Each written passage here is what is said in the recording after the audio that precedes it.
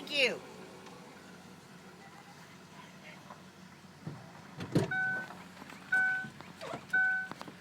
Well, how do I make it go? Oh, okay, whatever. I guess I'm going this way. I'm live on YouTube with Aunt Jane. Hi, Aunt Jane. Hi. Hi. If you don't know me, I am Coach Mickey. I am the dance spot, one of the coaches at the dance spot. We're a small town dance studio in Kansas, and we come from rural communities. And today I'm going to give you some tips if your child is a dancer or if your child's just an athlete. I'm going to give you some tips on how you can be a better parent in supporting your coaches. So here's my frustration. Just recently, I've had some issues with some situations at the studio where we've had to remove a dancer or two from competing. And we go to our biggest competition in 2 weeks. It's the biggest one of the year. It's the end of the season. And I'm really frustrated. So I'm going to give you guys some tips because this is frustrating for any coach. If you're an athlete coach for like sports, you go through the same thing. Biggest game of the year, and you're going to have parents that are not backing you up. It's just crazy. So here's my tips. Tip number 1, you have to back up your coach. Okay, and what I mean by backing up your coach is really, really important. When you back up your coach, you have to understand that the first thing is that the coach's job is to prepare your child for the best technical abilities for themselves and for their team. So they are doing everything they can with every athlete to put them at their best level. If a coach isn't, then the coach is not a coach, okay?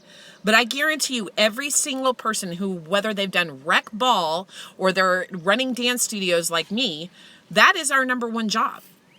So there is usually, I'd say maybe 80% of the time, there's not favoritism.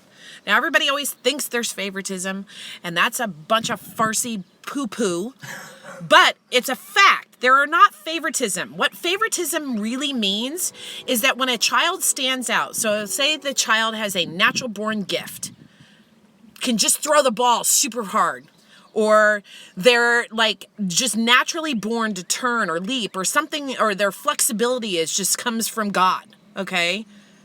There's nothing that you can do about that. Now, a coach salivates and gets excited because that is awesome. Look at that talent, what I can work with. It's going to be awesome for my team. That's not favoritism. That's just looking at a kid going, that's beast, okay? Secondly, when a coach sees an athlete who works really, really hard, practices at home, makes sure that they do everything that they need, never disrespects the coach. Comes to all the practices. That's a big one, parents. Got to make sure your kids go to all the practices. Well, then you're providing the best success for your kid. Now, you want your kid to be even more of a superstar? You put them in extra classes. You get them extra privates. You take them to where they need to get more training for them to be more successful. Or you just take your glove and ball in the back of the field and you go pitch some pitches to your kid. Or if you're a dancer, you take your kid and take them to a workshop, or you take them to a master class, or you put them in an extra ballet class at another studio. It doesn't have to be one studio that you go to. You do the best for your kid, okay? That's number 1. And the biggest one is making sure they go to practices. So if they don't show up to practices, well, then that's going to be a fail for them because they're going to miss time to perfect their technique, and they're going to miss time to be with their team to perfect what needs to be done for their team. It lowers team morale. So you don't bring your kid, then that's the problem. Okay? So that's my first frustration on that. Then the second thing in backing up your coaches is that you need to understand that when your coach is coaching your child and they make mistakes, they're going to be corrected. Now, if your child rolls their eyes, ignores the coach, chooses to say that they don't have to listen to you, well, guess what? Your kid is already on that coach's like, I'm done with that kid list. Every coach does it. They will not be featured. That kid will not get special treatment. That kid will be put in, I don't want to deal with that kid. That kid's a troublemaker. So you need to really make sure that when your child comes home and they say, I was picked on, or there is being favoritism, or this coach is saying that they're so mean to me, blah, blah, blah. First of all, you need to have communication with your coach. If you do not have communication with your coach, you don't know what's going on because you're not sitting in the practices. Number two, you cannot take your kid's word for value because first of all, most of the time when a kid does that, they're doing that because they are frustrated with themselves. They made a mistake. They were not at rehearsals. They were not there to do what they need to get done. So instead of like accepting the responsibility on themselves like normal people should do, they push it on their coach. And if they have a parent that is going in and supporting that child in that way, then of course that kid is going to learn, well, when I don't get my way, or when it gets too hard, or when I don't have the skills that needs to be done, I'll just push the blame on someone else instead of looking in the mirror and taking responsibility for your own actions. So that is supporting your coach. By communicating with that coach, you could find out what's going on. Maybe your kid has stress anxiety, performance anxiety. Maybe your kid is having issues with another person on the team. Maybe your kid is mouthy at practice and needs to be reprimanded at home from the parent because the coach can't seem to take care of your kid. Okay? I have tiny tots and mascots. These are little babies. We start discipline with them at that age. So if your child chooses to not participate, yeah, I'm going to get frustrated. I'm going to discipline them and I'm going to put them in timeout. Okay, that's going to happen. If you don't like it, then go to other studios that don't do that and let them run around like chickens with their heads cut off. I can't do that. It drives me too much nuts. If your kid is 6 years old and up and you feel like your kid is being really picked on, watch the practice. Go talk to the coach. Don't just take your kid's word for it because guaranteed 90% of the time it's your kid being a jerk and that your coach is the one that's going to have to like deal with it. And that they're just correcting them on making mistakes. That's it. That's all it is. So I get tired of being thrown under the bus for that.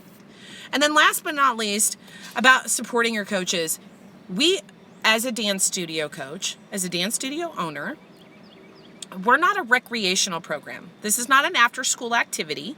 This is not a high school team where you just make the team and then all you pay for is uniforms. No, you're providing me for training. So this is a business and it's my livelihood. This is how I make a living.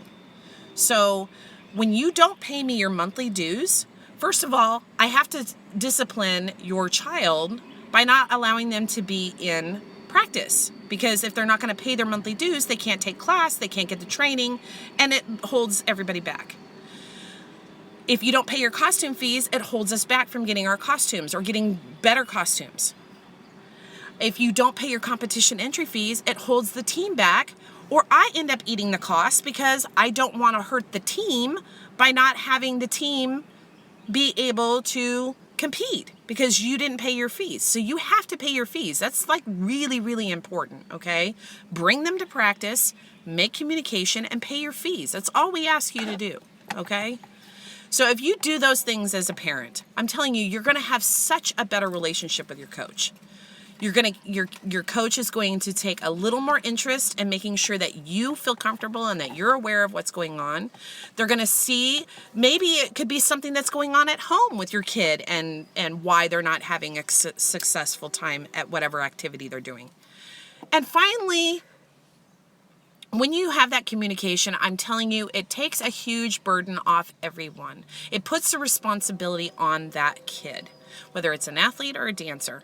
It's not putting it on the coach's shoulders and it's not putting it on the parent's shoulders. It's putting it where it's due. We put our kids in sports and we put our kids in dance because we want them to be successful in life. We want them to learn the necessities of healthy competition and doing something that they love and being proud of themselves. And part of that, being proud of yourself, is also being proud of the fact that you can take responsibility for your actions. I love it when a kid goes, yeah, I made that mistake. I didn't point my toes. Yeah, coach, sorry, I totally skipped out on practice. I wanted to hang out with my friends instead. I'm a stupid teenager. Because that tells me that that kid's responsible and they're taking responsibility for their actions and they know that they're going to be disciplined for it and they're willing to take that. They're not going to try and cheat and snake their way out of it. So that's how I feel. You do those things for your kids. I'm telling you, you're going to have a super huge, successful child, and they will do great things in life. Okay? If you are at a point where you feel like you're just totally frustrated, then pull your kid. But don't do it like a week before you go to competition. Don't do it like 2 weeks before when everybody's depending on them. Wait until the end of the season and then do what you need to do. And that's fine. Nobody's going to get hurt. It's no big deal. Maybe that kid does 1 year of softball and decide they don't like softball. Oh, well. Anyway, I understand. I get frustrated and I get upset. I really get disappointed when there's kids that are amazing dancers and the parents are not on the same page. That's really frustrating because those kids are the ones that are going to lose out. It's just a real shame. So, you got to let it go. Dance coaches, if you're watching this, just let it go. You got to understand that sometimes your superstar dancer, or if you have a great soloist, or, you think that they're going to be an amazing group routine and it screws up your group routine, you sometimes just have to go, well, that's not on me. That's on that parent, because it's just going to hurt the kid in the long run. And you've got 60 plus other kids that you've got to worry about that need your attention more than dealing with keeping that one superstar. It's really not that important. So anyway, those are my little chats for today. And Aunt Jane, you got anything to say? No. Can I start the car now? Yes. Okay. We need to go now. We've got things to do. So I know it sounded like I was ranting and raving, and yeah, I was ranting. But I just wanted to make it real clear that I got that off my chest. That's what YouTube's for. Mm-hmm. Being real and honest. And I'm so fortunate that I have this opportunity to be able to share like that. Leave comments below. Like, put your comments below that tell me about your frustration. It makes me feel better. That's why I love Dance Teacher Network on Facebook, because I can go on there and relate to other dance teachers that go through these kind of things. And for all you coaches out there, best of luck. Yeah. Hope you have a great season. And if you ever get through frustrating times like this, just know that it gets better on the end. And when you hold that win, or that kid gets to finally accomplish something that they've worked so hard for, the other stuff just goes off your back and you're like, oh, well, I forgot about that kid. Yeah. So, moving on to bigger and better things, and we are heading home because we got dance. So, peace out. Love ya. Bye-bye.